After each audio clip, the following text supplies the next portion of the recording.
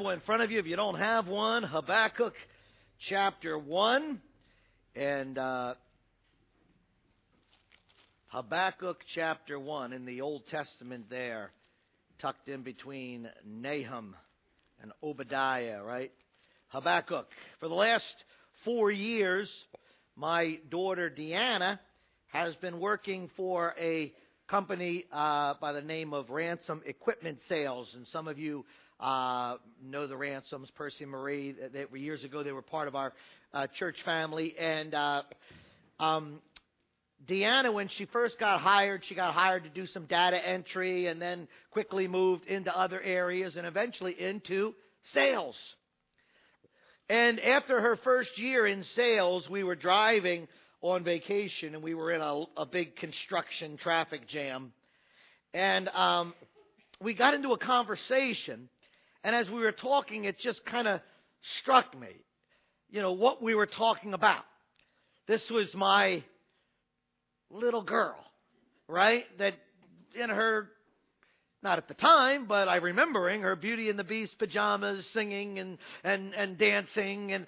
And now she's talking to me about heavy construction equipment, right? It wasn't what I had imagined when she had those little dollies and that kind of, right? But here she is talking, and it was striking me. She's in a world every day that I'm so unaware of. I don't know a lot about, and so she's saying to me, and here it is. She's explaining to me, well, Dad, see that over there? That's that attachment on those big, that's called a shear. And this one on that side of the road, that's a grapple. This is a pulverizer over here. And she's giving me product models and. And so I said to her, oh, yeah, well, what model number is that backhoe over there?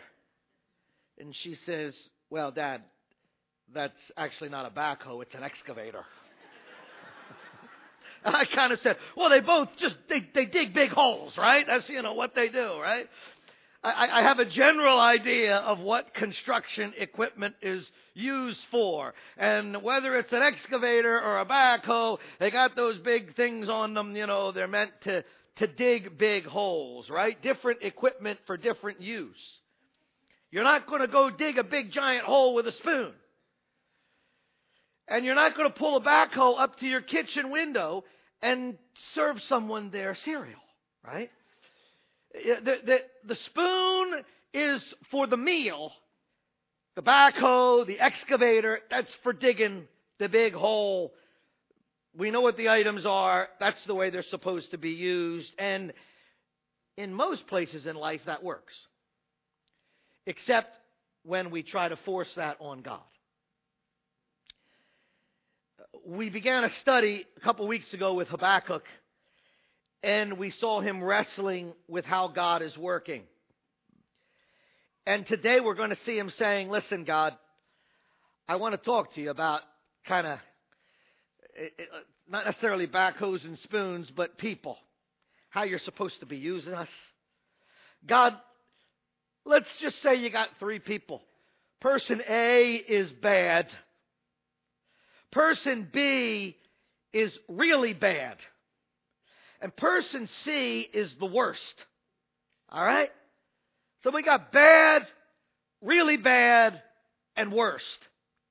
Now, it's okay if you use really bad to punish worst.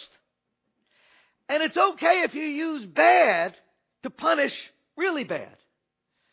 But you can't use worst to punish bad. You can't do that. It's not fair. And how do we respond when he does? Right? How do we respond to God when he says, thank you for the lesson, but I will use people however I want to use people. Right? We're going to see that today. Let's pray together. Lord God, I thank you that you are God. We know that we are not. We know that we often still in our brokenness think that we can advise you. We sang today, who has given counsel to the Lord? And so we ask you to apply this. I don't have the ability, God, to apply this passage to each heart in this room. It's far beyond me. But the Spirit of the living God is here, and we ask you to take your word to each heart today. We ask it in your name. Amen. We're going to look at 4 different points today, and the first one is this: the trouble to wrestle with. The trouble to wrestle with. In Habakkuk chapter 1, we read there in verse 12, "Are you not from everlasting, O Lord, my God, my Holy One? We will not die. You, O Lord, have appointed them to judge, and you, O Rock, have established them to correct. Your eyes are too pure to approve evil, and you cannot look on wickedness with favor. Why do you look with favor on those who deal treacherously? Why are you silent when the wicked swallow up those more righteous than they? Why have you made men like the fish of the sea, like creeping things without a ruler over them?" The Chaldeans, the Babylonians, Chaldeans are the same people. "Bring all of them up with a hook, drag them away with their net, and gather them together in their fishing net. Therefore they rejoice and are glad. Therefore they offer a sacrifice to their net and burn incense to their fishing net. Because through these things their catch is large and their food is plentiful. Will they therefore empty their net and continually slay nations without sparing?" We want to review where we've gone with Habakkuk in the last 2 weeks. Remember, Habakkuk begins by crying out, "God, I'm looking at your people, Judah," God's people. His kingdom had been under King David and Solomon that divided in the north and the south. The north has now been conquered, and the southern kingdom, Judah. And Habakkuk's looking at them. They're God's people. We used to be close to you. Lord, I'm looking at your people. They're ignoring you. They're ignoring your word. There's violence. I'm seeing people just, the bullies beating up the weak. There's no justice. Oh, God, when are you going to do something to punish your people? And God says, I am. I'm taking the wicked, vicious, brutal Chaldeans, Babylonians, and I'm bringing them, and they're going to punish my people. And Habakkuk says, why are you doing that? His first question is, why aren't you doing anything? And it leads to a second question, well, why are you doing that? Earlier in our marriage, I think I've gotten a little better, or at least Greta's gotten better at dressing me. But I can remember, there'd be times where we'd be going out somewhere, and she'd say, "You're going to get changed, right? Aren't you? You're going to get changed into something else?" And I'd say, "Yeah, I'm getting changed." And then I would change, and she would say, "You're wearing that?" Right? She wasn't tough on me, right? The point simply was her question moved from, you're going to change out of what you're wearing, right? And yeah, I did change, but then the question was why did you decide to change into that, right? And again, Greta's not a tough one to live with by any means. But that practical aspect that we go with in life, right? We ask this question to our kids, right? You're sitting in the house. Why don't you get up and go do something? And they do. Why'd you do that? Right? It leads to the next question, right? And Habakkuk is struggling, and he's saying, God, I was saying to you, why aren't you doing anything? And now you told me you are, but I don't feel any better. Because what you're doing isn't fair. It is not fair to use C against A. It is not fair to use people that are worse than us to punish us. They're supposed to punish people that are worse than them. There's an order here. Verse 13, he said that, right? Why are you silent when the wicked swallow up those more righteous than they? In life, we wrestle with the trouble of unfair treatment. I spoke at Cedar Grove Christian Academy this week, and if I heard the little girl right, I was asking them for stories in life that were unfair.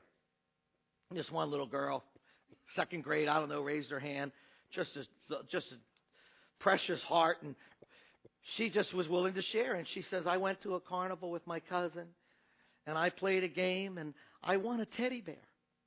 And when we got back to her house, she grabbed the teddy bear out of the car and ran into the house and said to her mom, Mom, look what I bought. Look what I bought. Right? And her mom believed her. Right?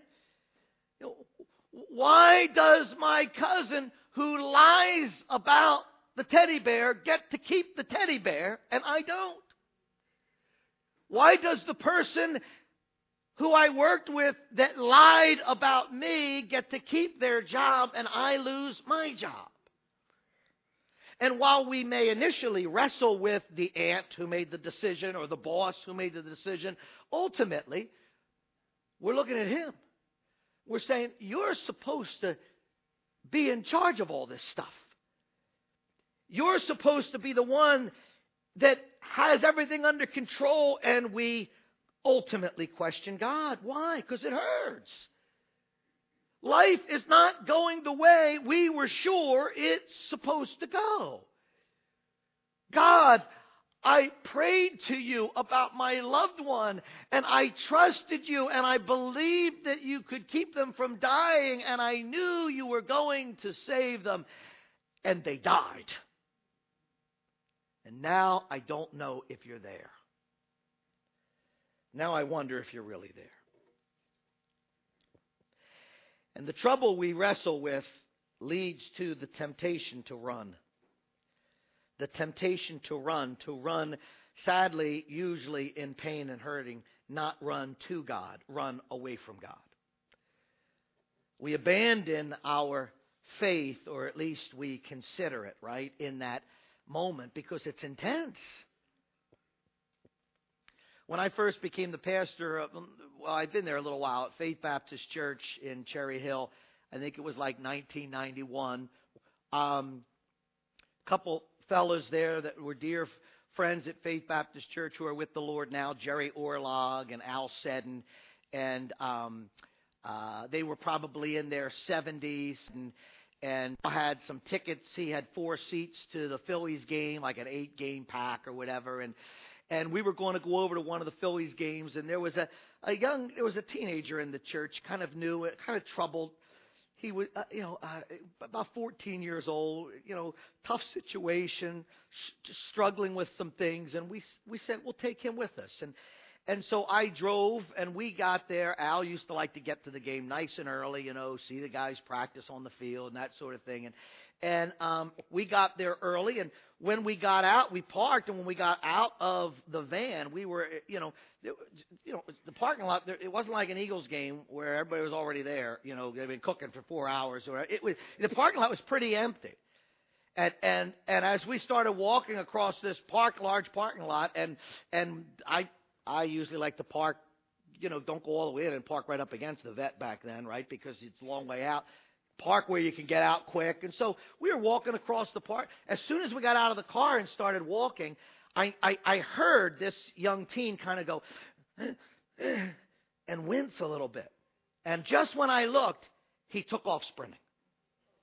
Not toward the stadium. Just the other guys I'm with were both in their 70s. I was 30. And so they looked at me. So off I went. I caught him, Well, to be honest, he wasn't quite the athlete. But anyhow, but when I caught this young guy, by the time I got to him, and I say this with care for him, he was, and I'm saying, yo, and I'm calling out his name. And I said, what are you doing? And he just said, I can't handle being in wide open places. When I get in wide open places, I just hear in my head, a voice yelling, run.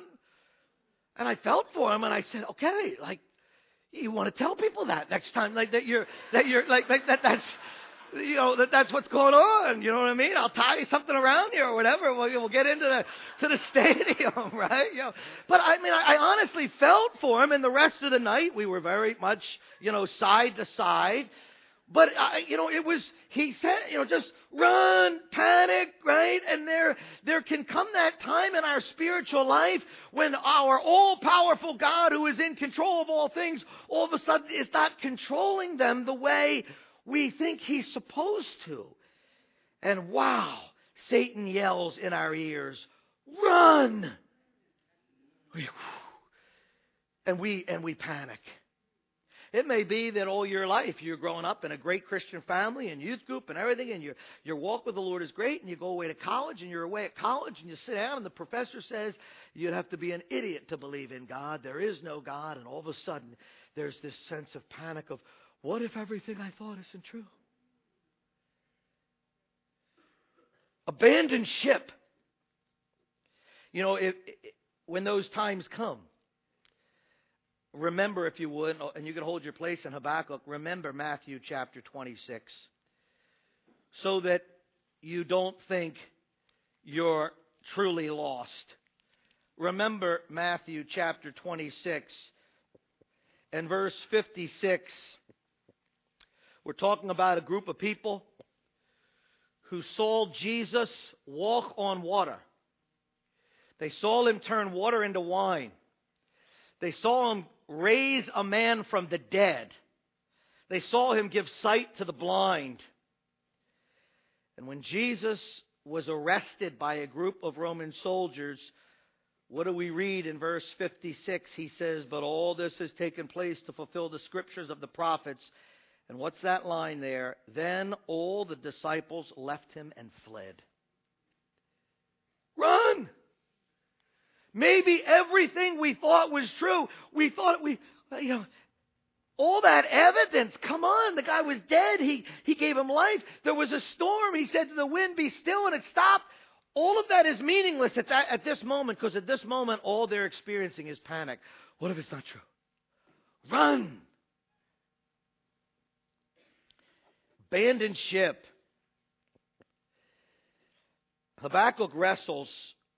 But if you look back to Habakkuk, the good news is this. He's hurting. God, I'm in pain. God, why? God, I don't understand. But look at chapter 2 and verse 1 of Habakkuk. I will stand on my guard post and station myself on the rampart, and I will keep watch to see what he will speak to me and how I may reply when I am reproved. Habakkuk's in pain, but he doesn't run. And that temptation is there to run, to abandon, because for the first time maybe we experience doubt and it scares us and it terrifies us. And, oh no, maybe all of what I have been convinced is true isn't true because of where we are in that moment. And that's when we need to remember what the psalmist tells us in Psalm 37. 37th Psalm and the 7th verse in Psalm 37:7. And Keith didn't know I was sharing this, and we sang the words this morning, and I'm sitting there thinking, wow. Rest in the Lord. Wait on the Lord, right? They that wait upon the Lord, they that wait. We sang it. Rest in the Lord and wait patiently for him. Do not fret because of him who prospers in his way, because of the man who carries out wicked schemes. Wait. James Boyce, who pastored in Philadelphia and is with the Lord now, says these words: allow the light of God to shine into your situation. Don't run. Don't run. Now listen, if you've run, God's there still with you. You're not all out there on the road all alone. I'll have people to talk to me and they'll say, I got a long way to get back to God. And I'm saying, he's right here. If you've run from him, you don't have a long run back. It's a very short one. Just turn to him humbly. But rather than run, we can do what Habakkuk does. He waits. And we see a third thing. We go from the trouble to wrestle with, ultimately to what? The truth to remember. As long as we stay away from that temptation to run.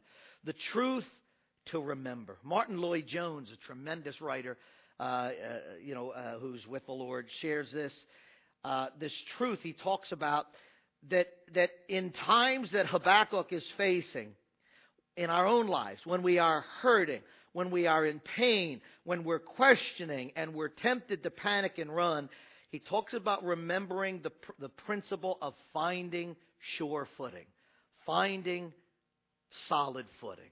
He says this, your problem is you are on a slippery spot. You need to get on to the parts that are firm. What does he mean by that, right? Well, we were in Psalm 37. Just flip the numbers. Go to Psalm 73. Psalm 73, because we are told there about those moments that will come.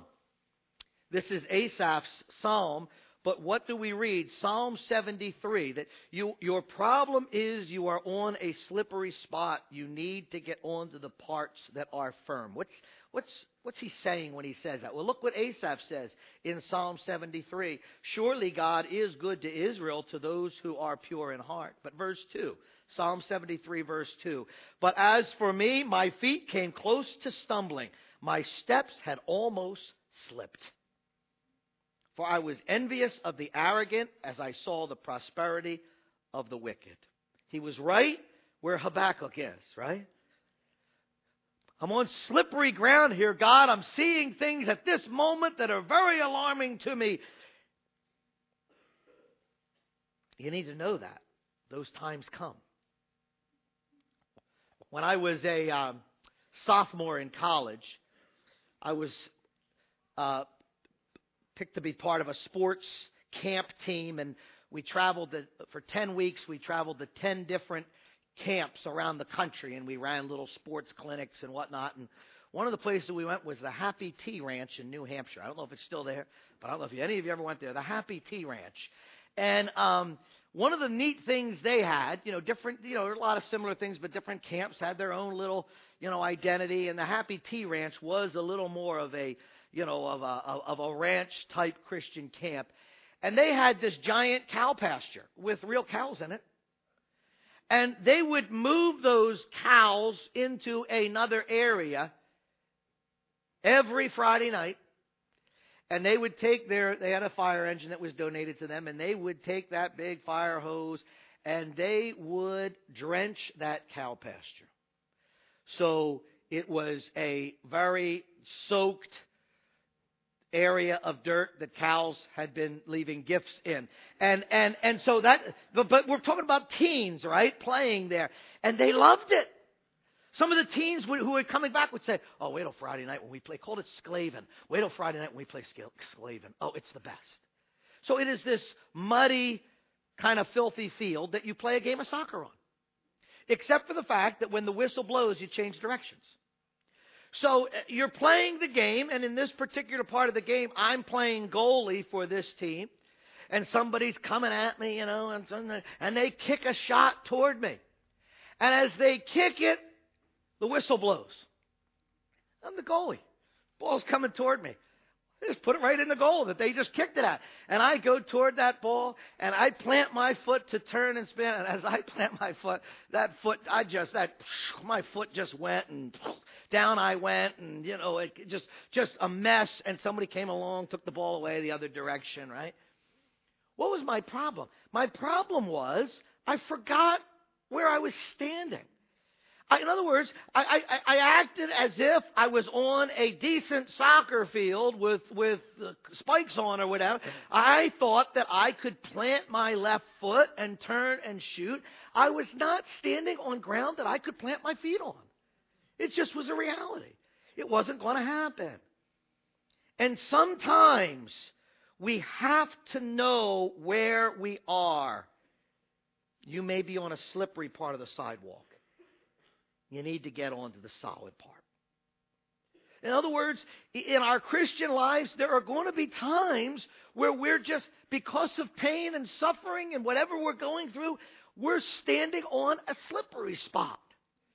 And we have to know that. And somehow we have to get off the ice. And you may say, well, the only way that would happen is if the problem goes away, if the pain goes away.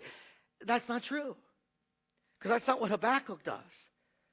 Habakkuk focuses on truth to remember. How does he get from the slippery spot to the firmer ground. He focuses on truth to remember. If you look back at Habakkuk chapter 1, right, what is it that how does he refer to God? He remembers who his God is. In verse 12, he says, O Lord, my God, my Holy One. Oh, and you, at the end of verse 12, O rock. In other words, one of the things that Habakkuk does, and we need to do, is he stops and remembers, last week, God was my rock. Last week, I was praising Him. Has He changed? Or is it just the pain I'm facing now and the situations have placed me on a slippery spot? And I need to get back to the firm ground, right? And it can be in very practical ways, very painful ways. And I know life can hurt, and somebody can come into me who's lost their child and come in and say, is God there? And I'm saying to them, listen, you have to know what you're dealing with right now. Do you remember the day your child was born? Do you remember the joy? Was God good then? Was He your rock? Yes. Weren't you praising Him for the gift of this child? Yes. Yes, I was. Okay. Has God changed? Or are you on a slippery spot? They're no fun. They ache and they hurt. But Habakkuk, standing there on that slippery spot, says, you were my rock before. And I'm going to still call you my rock, because I remember that. Some of you may have read the Daily Bread back in June sometime, and there was a story about the old man of the mountain. Those of you who enjoy visiting up in New Hampshire, right? For generations, there's this 40-foot rock formation profile that looked like an old man there, right? And nobody carved it, just this rock formation. And in May of 2003, the rock broke apart, slid down the mountain. And one of the longtime residents, when it happened, was quoted as saying this: I grew up thinking that someone was always watching over me, and now I feel a little less watched over, right? So we can feel that way with God. I back then I felt like you were really watching over me, and right now I feel a little less watched over, except Habakkuk says, He's still the rock. This rock doesn't break away. He is still the rock. And Habakkuk says, though I am tempted to run, I'm not going to do that. I'm going to turn to this truth to remember, you are my rock. And not only that, a second thing, what does he remember? You are everlasting. You're everlasting. Look what he says in verse 12. Even though that quality of God is causing him wrestling with what he's seeing, he still affirms it. Are you not from everlasting? You are the everlasting God. Right? You would say, man, Keith and him sat and talked about the sermon. No, we didn't. The everlasting God just wanted us to sing that He's the everlasting God, so that that tune might be in our ears when we read Habakkuk saying, you are the everlasting God. And even though the attack of the Babylonians feels like it's the final word, and it does, it's not the final word. In other words, Habakkuk is remembering, even though the pain you're going through right now, even though what the doctor told you, or what the boss told you, or what the mortgage person told you, or whatever it is, even though that feels like this is the final word, I'm never going to get past this, it's not. Because it's temporary, and He is everlasting. He's everlasting. And so we have Joseph saying to his brothers in Genesis, when you guys threw me into that pit and I was sold into slavery, You talk about feeling like it's the final word. When somebody treats you like you're a thing, you're not a human being. When somebody treats you like you're a possession that they can sell and do whatever they want with.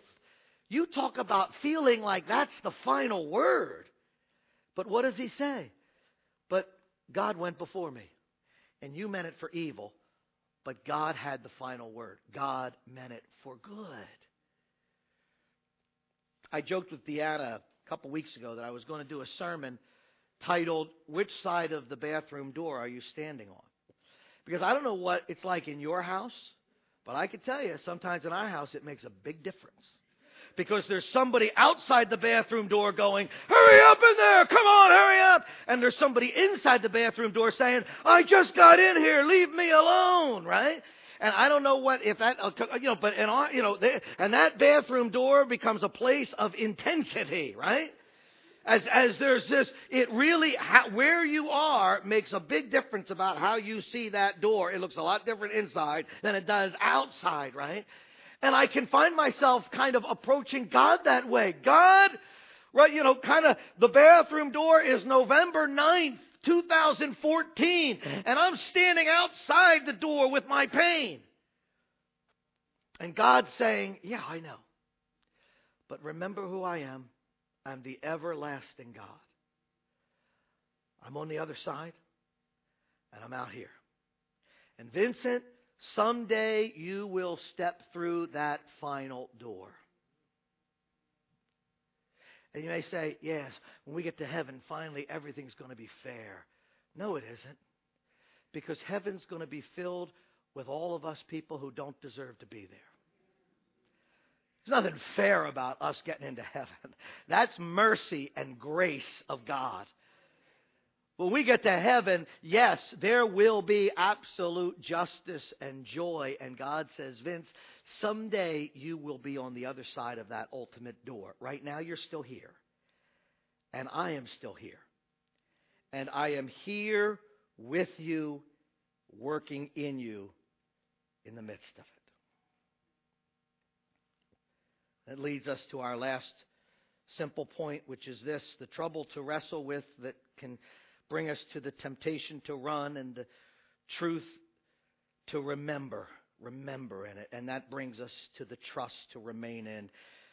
For what do we read in chapter 2 and verse 2?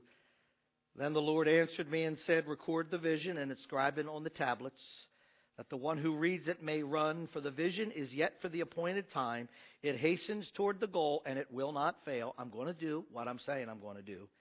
"Though it tarries, wait for it will certainly come and will not delay." Verse 4, "Behold, as for the proud one, his soul is not right within him.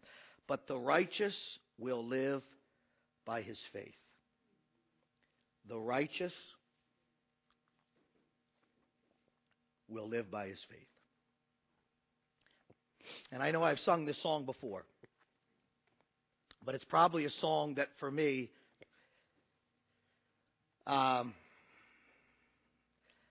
when I sat with the Lord and wrote it, I can remember all the crying I was doing. And so it stands out in my life, and I pray it might just speak to you.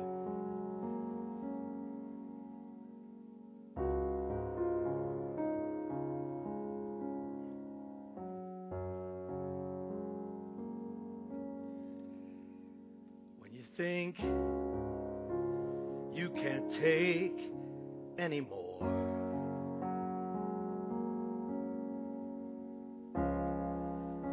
you faced your final closed door, all alone in your dark. Cry out to him and await his loving reply.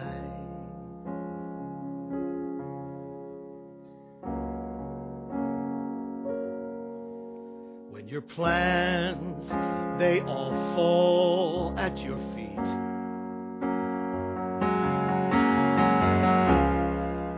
you feel you finally been beat. All alone in the dark,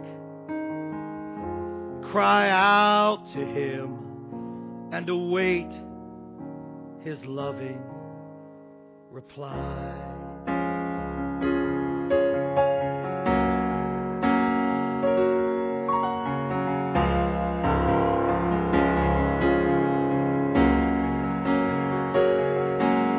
Oh, my child, I know where you are. I know the burdens you bear. Now rise up, take my strength, follow me, 'cause with you I have just begun. No pit is too deep that my love cannot reach. There's just no river too wide. There's just no fountain. My strength follows through. I care for you, and with you I have just begun.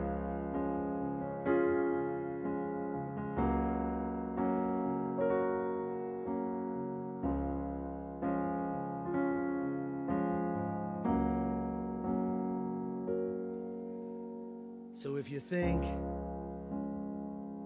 you no longer can cope,